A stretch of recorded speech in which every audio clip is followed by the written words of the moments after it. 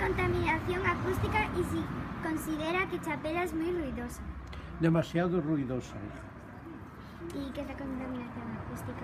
La contaminación acústica es el abuso excesivo de los coches que cuando pitan te hacen ruido.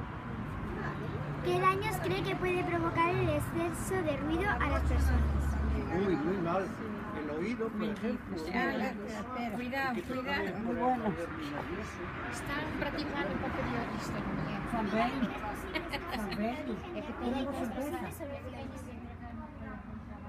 Causa de, pues mira, la discoteca, los ruidos de los coches y ¿qué más? Bueno, el tráfico en sí y soluciones. Pues usar más la bicicleta y dejar los coches en casa y andar más. La gente a veces coge que para ir de aquí a allá se coge el coche.